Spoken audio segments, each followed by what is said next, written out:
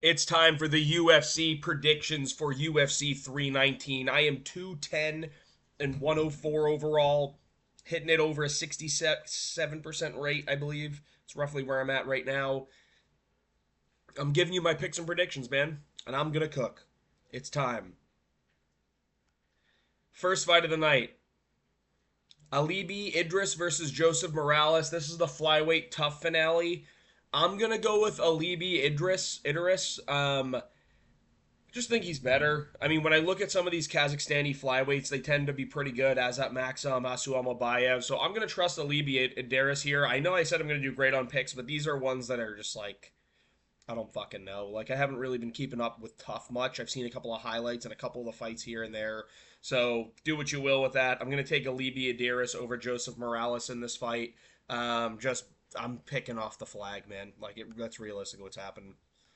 And I know my whole gym is full of Brazilians, and I just said I was picking off the flag, but I'm actually going to go with Daniil Donchenko here. I saw his KO last night.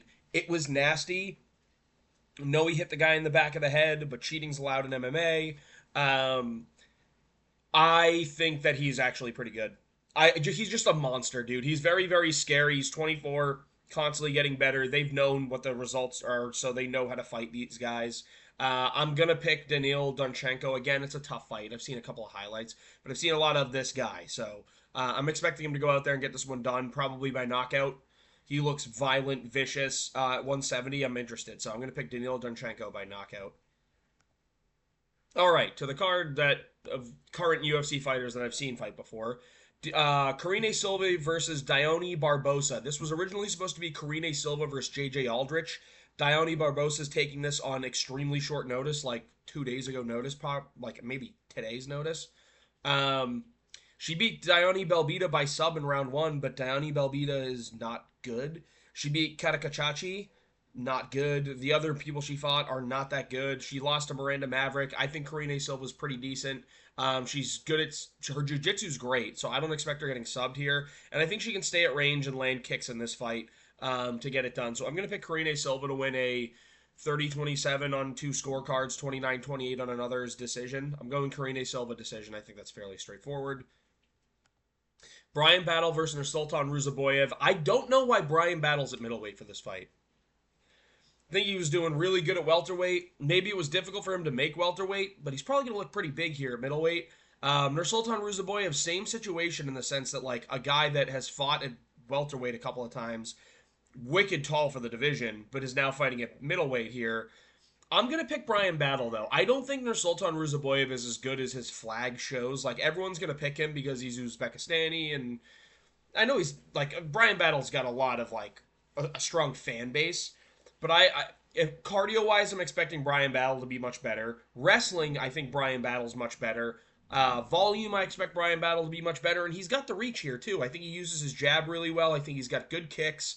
I think he's a good fighter, and I think that his performance against Randy Brown is making people start to look at Ruzaboyev as a possible option in this fight. It was a stinker against Randy Brown, but Randy Brown's really fucking good, like really, really good. I don't know if Brian Battle's going to be able to outmuscle Nursultan Ruzaboyev here in the clinch, but I think he's going to be able to outland him, outdamage him, not get chinned. So I am going to go with Brian Battle to win this fight. I think he gets it done by decision. I think he can land good low kicks. I think he can land punches, kicks, all of it. I'm going to go with Brian Battle in this one. I think he gets it done. I'm going to pick a decision here. This should be a pretty good fight, though. Ruzaboyev's not shit, but this should be a pretty good fight. Edson Barboza versus Drakkar Klose. I'm actually going to pick Drakkar Klose. And I know the whole thing is like, well, Drakkar, like, you're going to say, what, Edson Barboza's an unk? He's only 2 years older than Drakkar Klose. I know that, but I actually think Drakkar Klose is very, very good. And he can wrestle a little bit. Like, he will mix it up and do what he has to do to win. He did it to Joaquim Silva. And I think Joaquim Silva's takedown defense is much better than Edson Barboza's. And I think Edson Barboza is very, very good. I just think he's way past his prime in this one. Um, he might be able to land some really good shots. He might have moments in the first round where he's hurting Drakkar Klose, but I expect as rounds 2 and 3 to go on, Drakkar Klose to kind of take over, be able to tire out Barboza by out wrestling him. land more effective strikes. I don't want to pick against Barbosa, but I do think that Drakkar Klose is going to be able to get this one done. I'm a big Drakkar Klose supporter. Like, I think he's very, very good. I picked him to beat fucking Joel Alvarez. Stupid pick. But he is very good. He lands. Um, and I think that Edson Barbosa is going to have some moments where he lands, but I think Drakkar Klose is going to be able to end up surviving the first half of that first round and take over as the fight goes on. I'm going to say Drakkar Klose 29-28. I could see this going to a split decision, but I'm going to take Drakkar Klose in this one. I think he's going to be able to get it done. I think Drakkar Klose is a good fighter. And they've both been very prepared. These are one of the first fights announced for this card, so I think they're both very prepared for this. Chase Hooper versus Alexander Hernandez. I'm going Chase Hooper. I think Chase Hooper's much bigger than Hernandez when he gets in there. And people are going to look at the Jim Miller fight and be like, dude, he's not that. Like, we saw, he couldn't even finish Jim Miller. Alexander Hernandez does not have the jiu-jitsu defense that Jim Miller does. He does not have the pop that Jim Miller does. And I don't think he has the cardio that Jim Miller still somehow has. Like, Jim Miller doesn't have crazy cardio, but I see Alexander Hernandez gassing out all the time.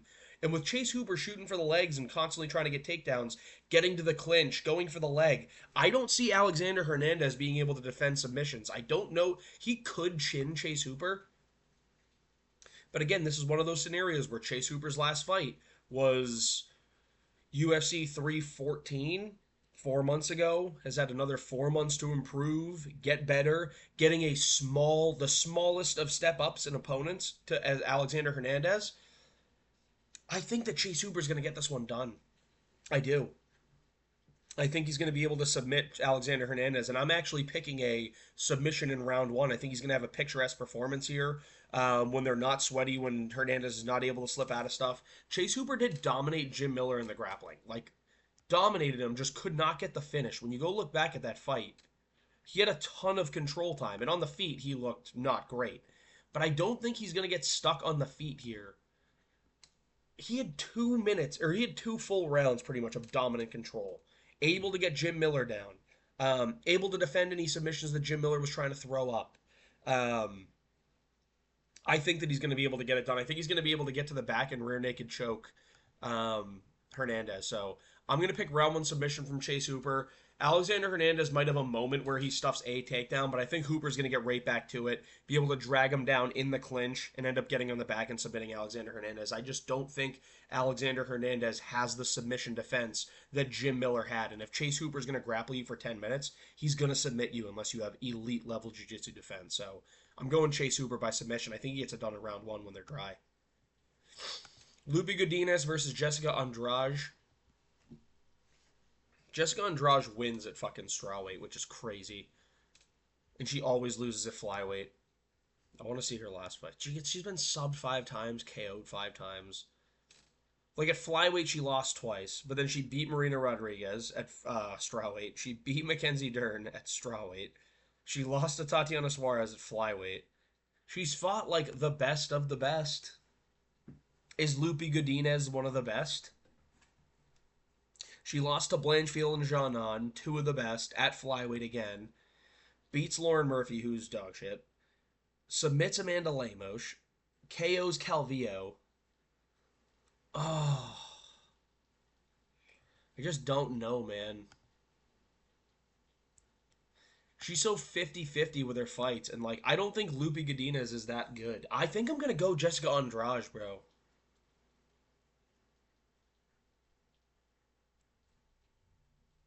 I think I'm going Jessica Andrade. I think that Lupi Godinez is not the best grappler. When I look at these fights, like, I was picking Lupi Godinez the whole time because she's not one to get finished, but, like, she went to a war with Pilastri. She beat Dern. I want to say that she did beat Dern. She lost to Verna, but again, the grappling of Verna was really, really good, and it was a 29-28. So, like, maybe Lupi is this good, bro. She split decision Ricci, even though she actually beat Ricci. Like, it wasn't a split. She definitely beat her. I think I'm going to go with the underdog strawweight and Jessica Andrade here. I don't want her to win, But like, dude, there's not really much logic here to like put behind this. Like, can Loopy out grapple Jessica Andrade? Sure, but Jessica Andrade is short. She's stocky. She is strong, and at strawweight, she's much stronger. She has pop. If they're going to be boxing the whole time, I expect Jessica Andrade to land and get some oohs and ahs. So it's going to be a 29-28 split decision either way. I'm going to lean Jessica Andrade on this one, I think. Moving on, Gerald Meerschaert versus Michal Olenczejczuk.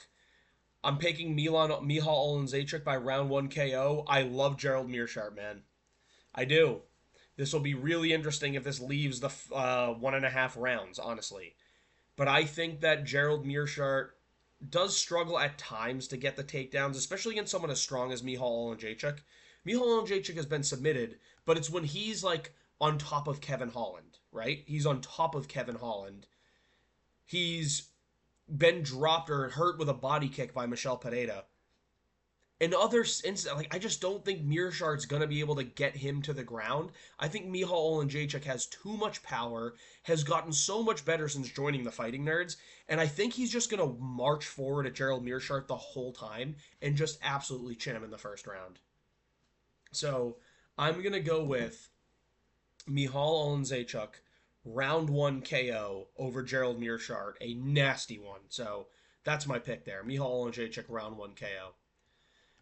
Carlos Diego Ferreira versus Bobby Green. I will not say King Green. I'm not doing it because he's not a king. Christ is king, and that's it. And I'm picking Carlos Diego Ferreira.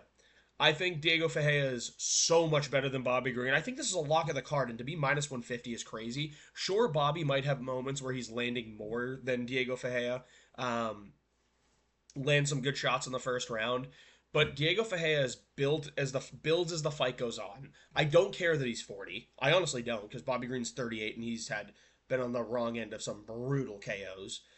I'm going to pick Carlos Diego Ferreira to get this one done. I think he's going to be able to find a submission probably in this fight.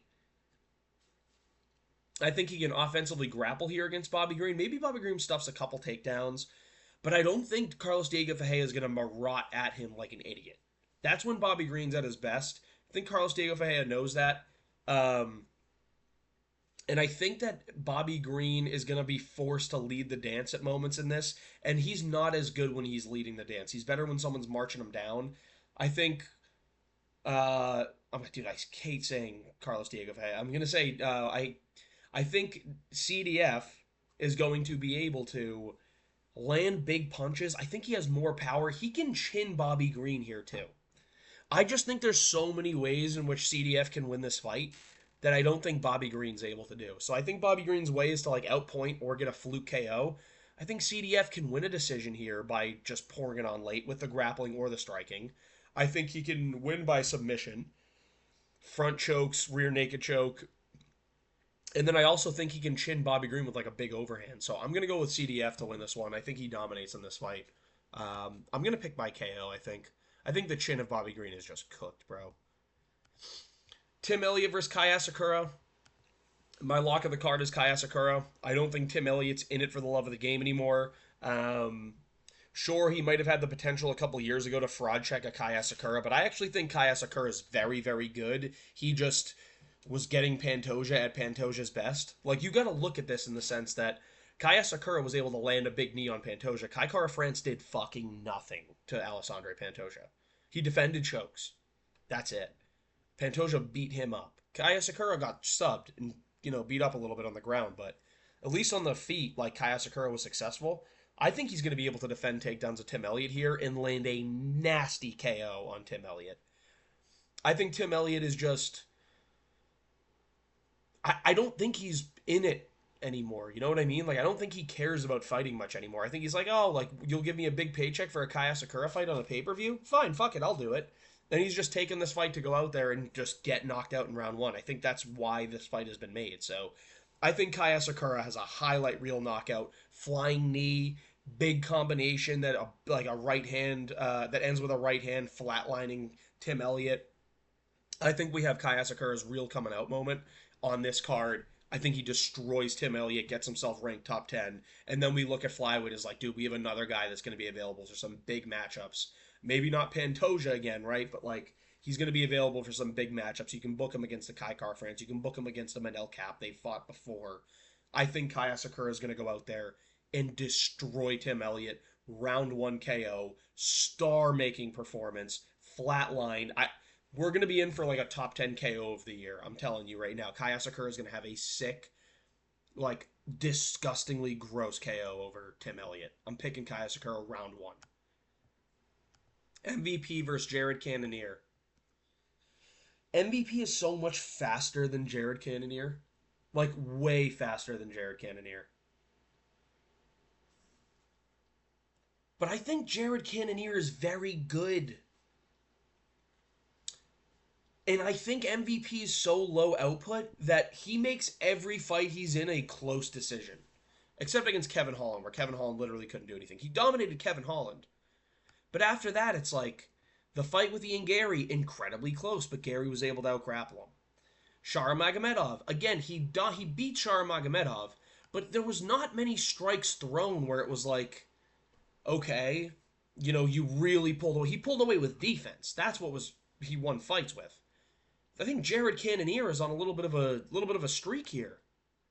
Or maybe that was the first fight win streak. Yeah, he lost to Imavov and Baralho, two of the best guys that are in a number 1 contenders fight for the title right now. He destroys Vettori. He beats Strickland. He KOs Gregory Rodriguez after getting dropped twice. He's beating really talented guys. MVP is going to have the speed advantage. He has the height advantage. He has the reach advantage. But he doesn't have the insanely crazy reach advantage that a lot of people have, because the ape index on Jared Cannonier is insane. Don't take that out of context, people. Come on. He's 5'11 with a 77-inch reach. That's insane. That is insane. That is a 6'5" person's reach. So, I think the Cannonier is going to be able to just walk forward on MVP. And MVP is going to use a lot of movement side to side, but it's going to be a lot of him like not being able to land or throwing crazy shit. Cannonier is going to be able to get a clinch position, land elbows. And I think Cannonier's got fucking nukes in his hands too. Like, he can crack really hard. So, dude, I feel like a lot of people are going to be on MVP here because it's MVP. He just beat Shara. Like, he only lost to Ian Gary, and even then it was really close. But I think Cannonier can grapple here if he wants to. I think there are paths to victory here for Jared Cannonier, and I can see this being a fight that's so low output for MVP that the judges give it to Cannonier based off sheer activity. I expect this to be a dull, boring fight. But I think activity is going to win Jared Cannonier this fight, and I'm going to pick Jared Cannonier in this one, especially in a 3-rounder, where he's fought in 5-rounders a lot. So I'm picking Jared Cannonier to win a decision. Carlos Prates. Prates is really good, bro. He is. I know he lost to Ian Gary, but I still think he's really good, and I think this is a good matchup for him. Jeff Neal is very good against southpaws, though, and his boxing is better. Pure boxing is better than Carlos Prates, but Carlos Prates has nasty Muay Thai. The knees he uses are so good. He can use elbows. He's got great reach, good range, and he does a really good job with that range of like landing straight shots down the middle, and you can get Jeff Neal if you land straight shots down the middle. You can get Jeff Neal if you're blasting knees to the body. I think Prates is a good chin, too. And I think he's going to be able to win this one. I think that Carlos Prates gets a KO in like round 2 of Jeff Neal. Jeff Neal's going to have some good moments of success, sure, but I think that Prates is going to be able to get this one done by a KO. Straight punches down the middle, man. I think it's going to work. Check hooks as Jeff Neal's coming on the inside, landing the jab, too. Knees to the body. And I think that Prates has better movement. Like, Jeff Neal is not good against guys that move laterally. Or it's not that he's not good against guys. He struggles at times with guys that move laterally. It's why he had problems with Ian Gary and had to push him up against the cage. I can see him trying to do that to Carlos Prates here. And if it does that and it's a close decision, they're going to give it to Prates. So I'm going to pick Carlos Prates here to win. I think he gets it done by a round 2 KO. Straight left hand down the middle is my pick. Lerone Murphy versus Aaron Pico. One of the fence-sitting matchups of the year. And I'm going to go with Lerone Murphy as an underdog in this fight. I think that Lerone Murphy is good. He's boring. He sucks to watch, yes. but he's talented, he's good, he wins fights, and I think Aaron Pico's still overrated. Aaron Pico's lost 4 times. Lost 4 times to Bellator competition, and he's been KO'd. Jeremy Kennedy KO'd this guy, Dr. Stoppage, in round 1. Now he's on a nasty KO streak. Against scrubs, dude. He's fighting scrubs. I just don't like the comp that he's faced, bro. And I get that he can wrestle. I think that Lerone Murphy can defend the wrestling in this fight. I think he can time knees up the middle. I think he can keep range and land teep kicks and land his jab and stay away and move around and just avoid Aaron Pico for a lot of this fight and rack up points, and I think that's what he's going to do. I think that Murphy can also find a finish. Now, if Aaron Pico lands, he's going to hurt Lerone Murphy because he does have freakish power, good boxing, good wrestling. I think he's going to struggle to find Lerone Murphy, though. And when I think about, like, training for this fight, Lerone Murphy, his last 2 fights have been against Dan Ige and Josh Emmett, who have similar type of styles to Aaron Pico, who don't really use kicks, prefer to use their hands, have really good power that you have to be careful of, and have a wrestling threat that you have to defend against wrestling and be prepared to defend against wrestling, but really more be afraid of the power that could come your way. He's prepared for that a couple times in a row now. Who else has he fought before Dan Ige? Edson Barboza, okay, that's a totally different matchup, but, like, he's fought decent comp when you look at it. Like, Emmett and Ige are nothing crazy special. This is his next step up, I guess, but Barboza, like, it's decent comp, right? Especially over a year ago. Kulabau was not terrible. I know they cut him, but he's not bad. Gabriel Santos is a very good unranked guy. I think Lerone Murphy's going to win this one by decision. I think he's going to outpoint Aaron Pico the whole time in this fight. I think he's going to 30-27 him, maybe 29-28.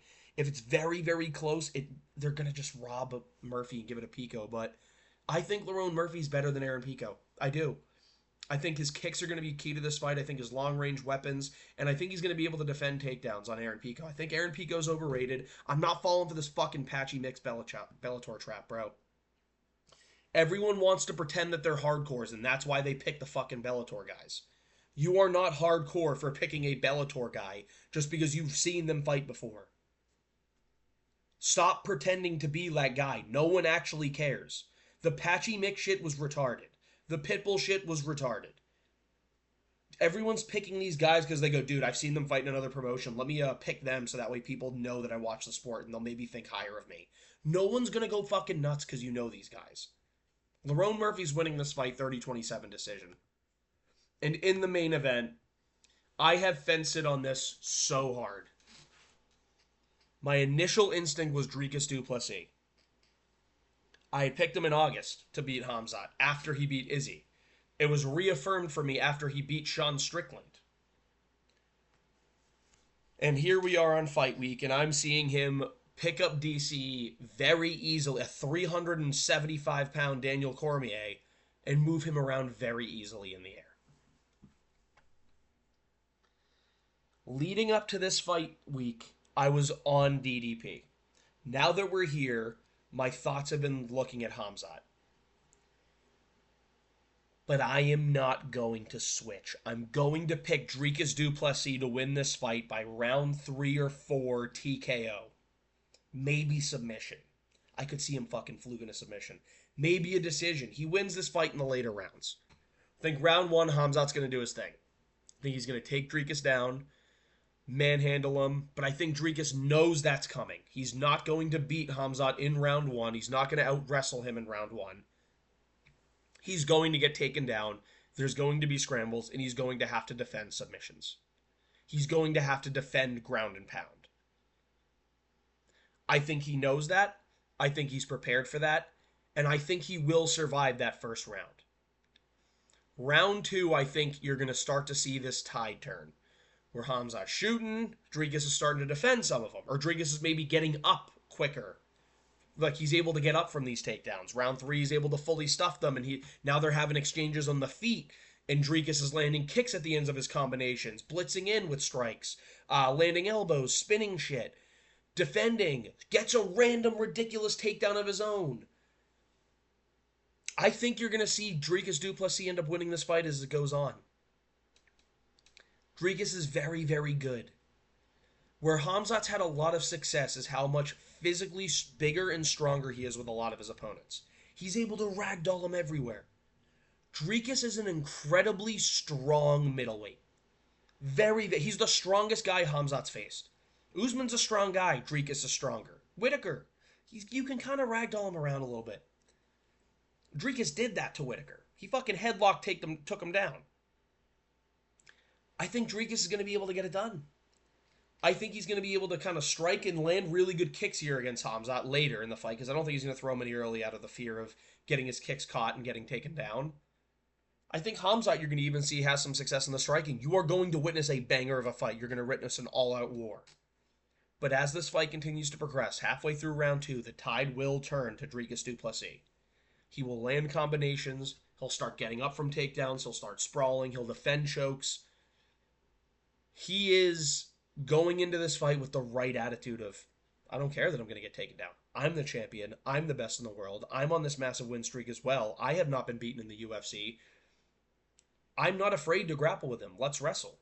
I know what this guy is. He's the boogeyman. What is there for me to lose? You all think I'm going to lose. You've all thought I was shit every single fight, and I've come out and won.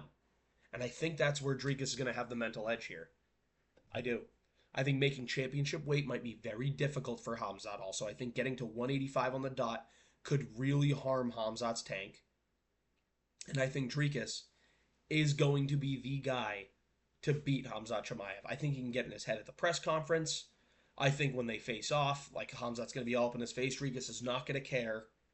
And I think when it comes down to it, Khamzat is vulnerable. He gets his takedowns very weirdly. He can get very low to the ground. But Dricus is just one of these guys that time and time again finds a way to win. You're counting him out, and he finds a way to win. Well, he lost to Strickland the first time. He's probably going to lose even worse the second time. Nope, he wins. No way he beats Robert Whitaker. He finishes him. No way he beats Adesanya. Adesanya is just better. He finishes him.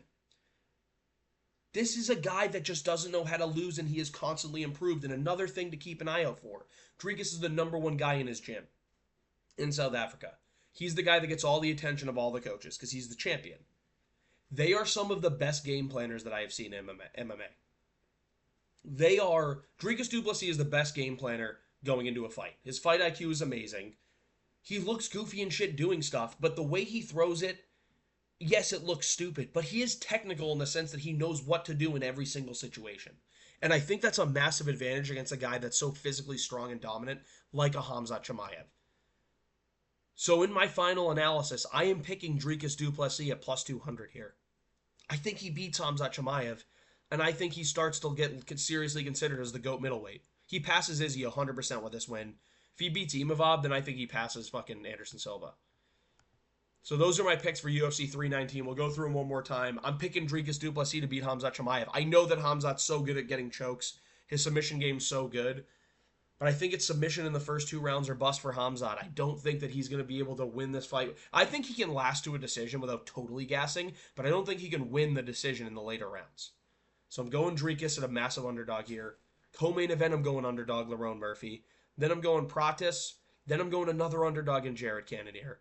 Kai Asakura, Diego Ferreira, Michal Olenjachuk, Jessica Andrade underdog, Chase Hooper, Drakkar Klose underdog, Brian Battle, Karine Silva, Daniil Donchenko, and Alibi Idris. I hope you guys enjoyed the video. If you did, please like and subscribe. Get tuned in because this is going to be a crazy fight card. We have been long overdue.